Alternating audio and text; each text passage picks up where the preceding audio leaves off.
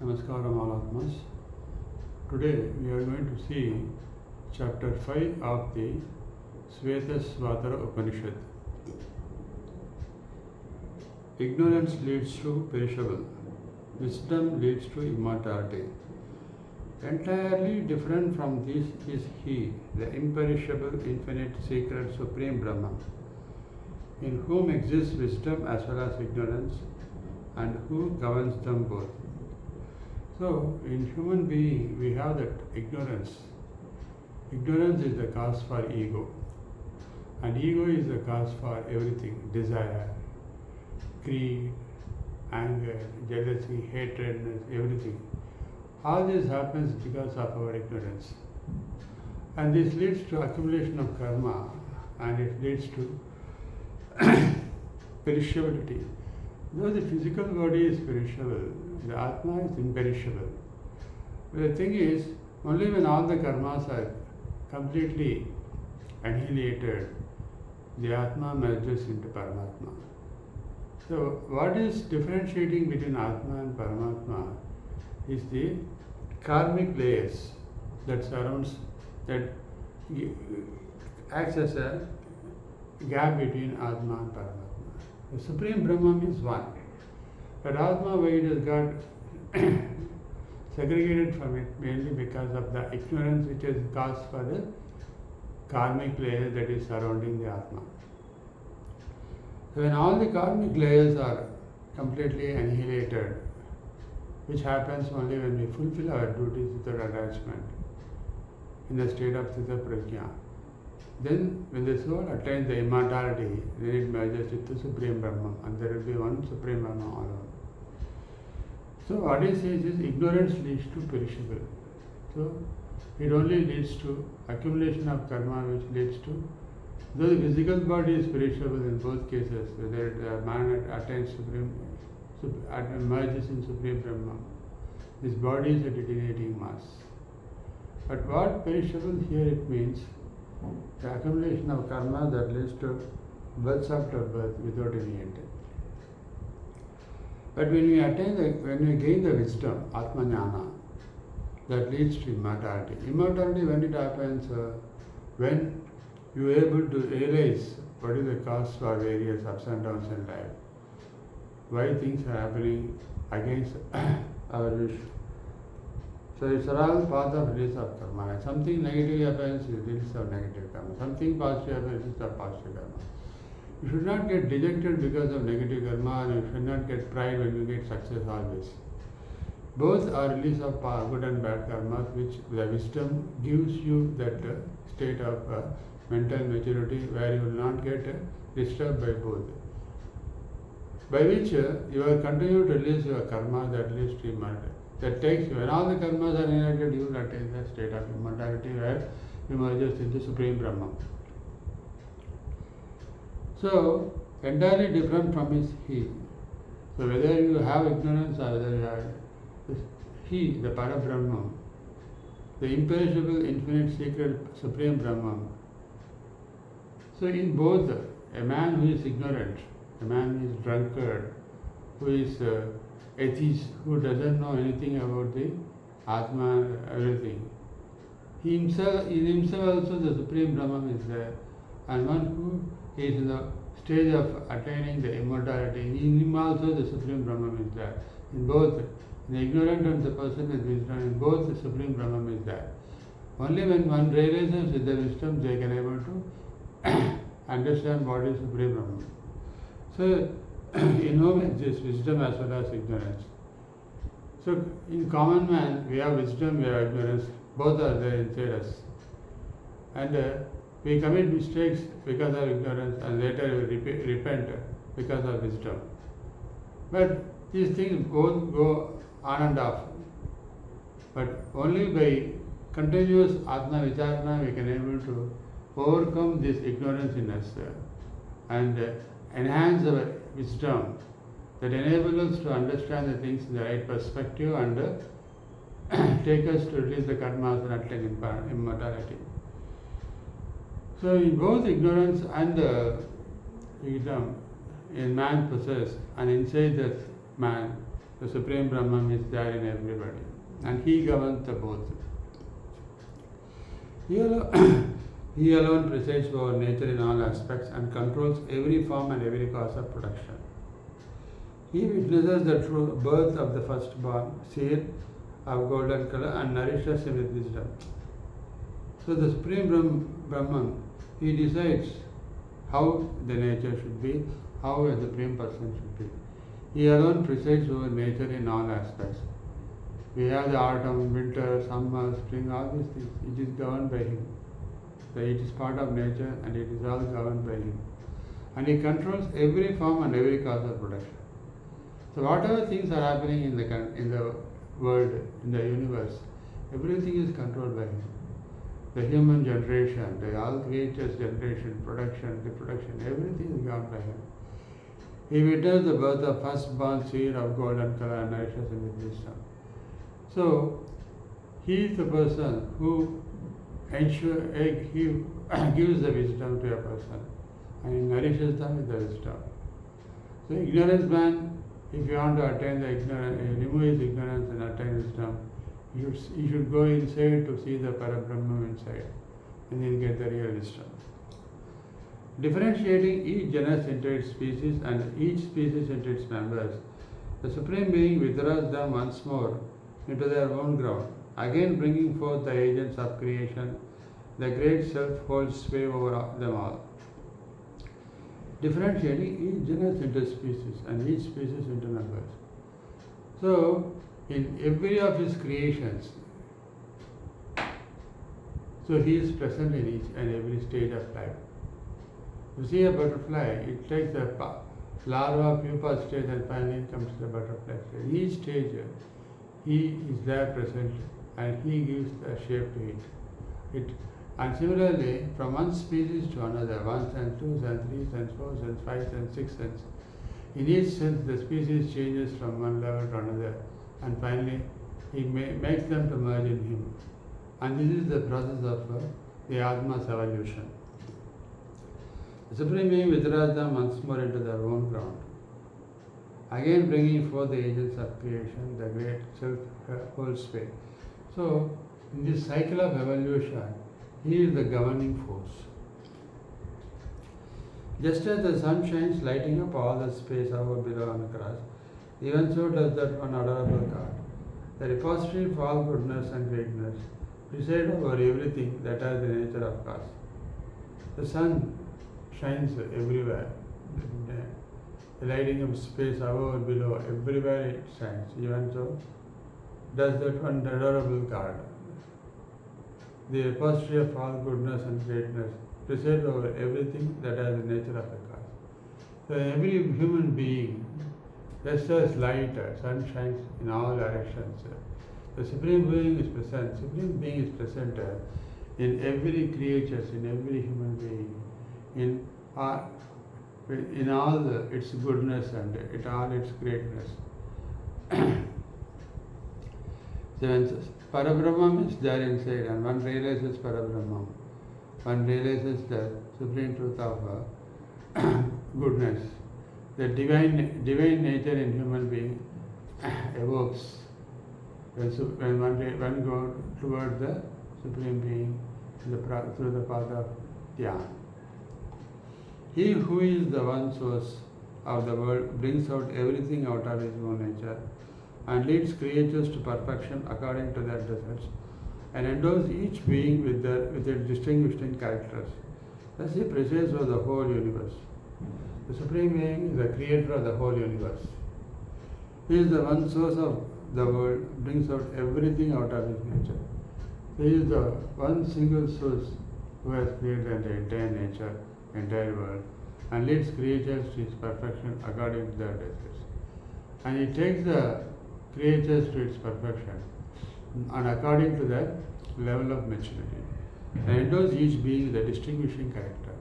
In human being and in creatures, everything you can observe, they got each person is having a distinguishing characters according to their level of maturity, the level of divinity in them. A man who has the mental capacity to spend his time in the bar always drinking. A man who is enjoying videos, enjoying gossiping, and making fun with people. Whereas the other man is find pleasure in going to movies, whereas the other man finds pleasure in going to temples, whereas the other man finds pleasure in going inside to realize the Atma Jnanam, to gain Atma Jnanam. So like that, each person is having a distinguishing characteristic. One man is crude, one man is always angry. So like that, the traits and characters of persons varies from person to person and having a distinguishing characteristics. So he does in all these creatures, whether it is a rude man, whether it is a demonic man, whether it is a divine man, everywhere the supreme being present in each and every creatures. He lies he lies hidden in the Upanishads, which form the essence of Vedas. So the Parabrahma is present inside the Upanishads, which form the base of Vedas, essence of Vedas. Him the Hiranyagarbha knows as the source of himself and the Vedas. The Hiranyagarbha, the base. You know the source of himself and the Vedas. So one can realize Supreme Brahma about it through the Upanishads and the Vedas. Those gods and seers who realized him in former days became identified with him and verily became immortal. So those who realized him by identifying with him have attained the state of immortality. Only he who gets attached to the pleasurable qualities of things does work for the sake of the fruits and enjoys the fruits of his own deeds.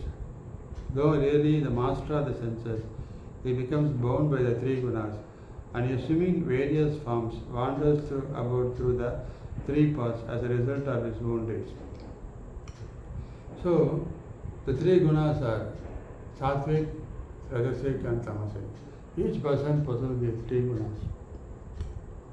So one he who gets attached to the pleasurable qualities of things. So common man is moving in the samsaric world, in the worldly nature, where he is getting attracted by the worldly pleasures. And he gets attached to the pleasurable qualities of things. And he works for the sake of getting the fruits. So he had desires. He wants to fulfill that desires. Only when he fulfills his desires, he gets the happiness. And enjoy the fruits of his own deeds. So whatever he put day and night all the efforts and work to reap the fruits, and he wants to enjoy these fruits because of his own deeds. Though really the master of the senses, he becomes bound by the three gunas. So the man is master of his senses. So the senses get attached and he get attached to the desires. The senses get attached to the worldly pleasures. It leads the mind, it leads the intellect with desire, greed, anger, jealousy, hatred, lust, all these things. And he wants to enjoy. So in the process, he is getting attracted by three gunas, Sattvic, Rajasic and Tamasic, and assuming various forms. So when he finds pleasure because by doing this works, Rajasic, when he rejected Tamasic, and when he remains calm, it is Sattvic. So the three paths as a result of his own deeds. So by doing various deeds to realize the fruits, he moves through these three paths of three paths, Sattvic, Rajasic and Tamasic path. Subtle as the point of God and pure, effulgent and infinite like the sun, he alone is seen assuming as another the size of thumb on account of finiteness of the heart in which he appears, and associating himself with egoism and sankalpa on account of the limitations of the intellect.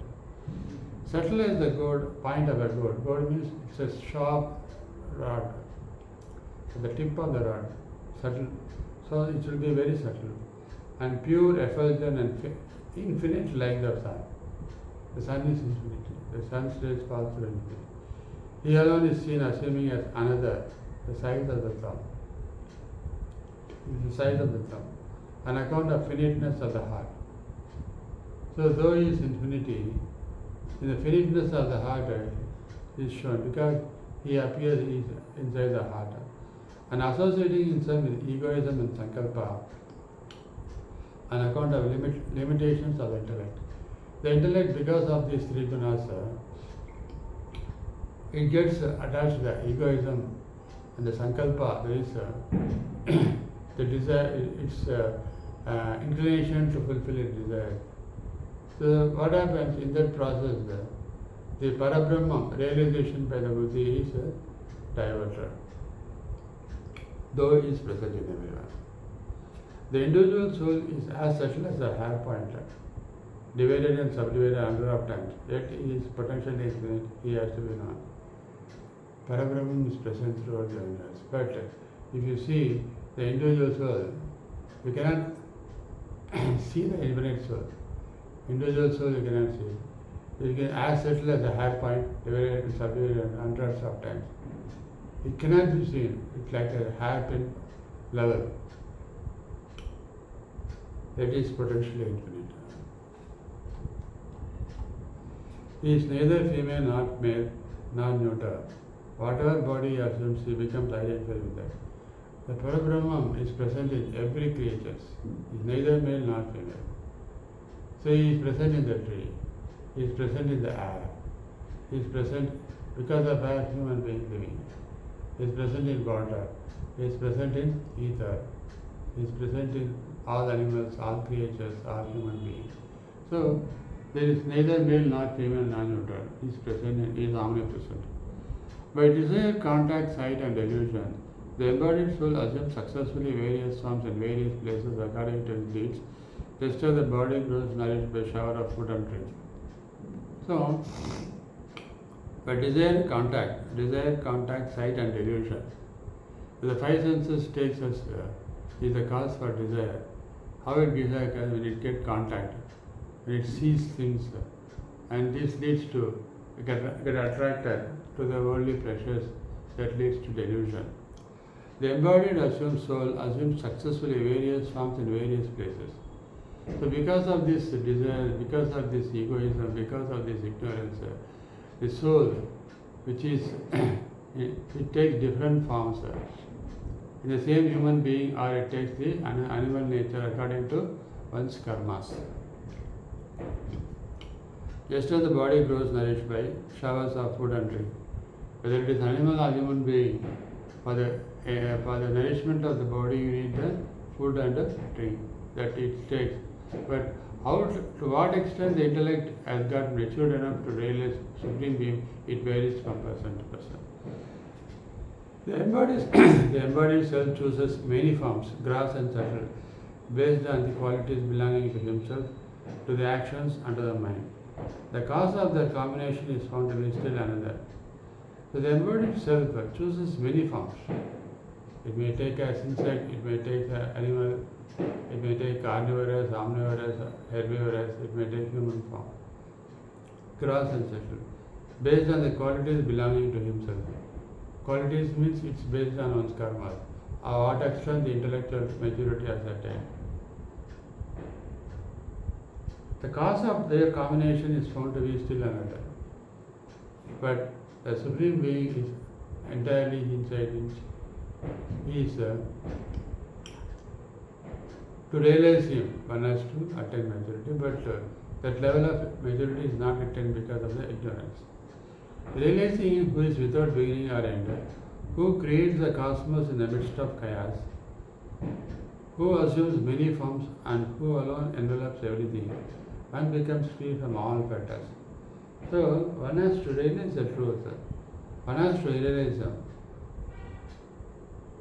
how we know Supreme Brahman. Supreme Brahman is not only inside us, he is everywhere, in the entire universe. He is the person who is operating each and every planet in its specific orbit, and each planet is rotating with such a speed. He is all controlled by Supreme Being. So one should realize his presence everywhere. And he is neither, there is no beginning or end for him. Who creates the cosmos? The entire cosmos is created. Who assumes many forms. He assumes many forms. He takes the form of a planet, he takes the form of a human being, everything. And who alone envelops everything, and one becomes, so when one realizes that Supreme Being is present in all, is omnipresent. And one will get fettered, free from all the fetters. So whatever happening, it's all because of him. He only created me. He knows why he has created me. And whatever happening is because of his, he has fixed a destiny for him. So he is making me to realize these things. And all these things happening, I only to release my karma. Let me surrender to him and see that I reach him. That is the ultimate mission of each human being. The Supreme Divinity who created both life and matter, who is the source of all arts and science, who can be intuited by a pure and devoted mind, realizing him, the blissful, the incorporeal and the nameless, one is free from further embodiment. So what is that? The Supreme Divinity who created both life and matter. The Supreme Brahman who has created life and matter, who is the source of all art science, who can be intuited by pure and devoted mind.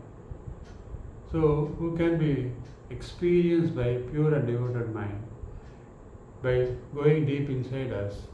And if one realizes him, the blissful, the incorporeal and the nameless, so only through meditation, through dhyan, one can go to the samadhi state and experience the eternal bliss. And once you experience the eternal bliss and the incorporeal and nameless Supreme Brahman, one is free from all further embodiments. The more you go deep and deep and deep and merges into him, the more your karmas get annihilated and you finally attain him, and you lose the further embodiments. There is no rebirth further, and you will attain salvation, and that is the state of moksha which one has to aim for. And to that extent, one should go inside to realize him and merge with him. And this is the crux of this chapter 5 of the Svetasvatara Upanishad. Thank you.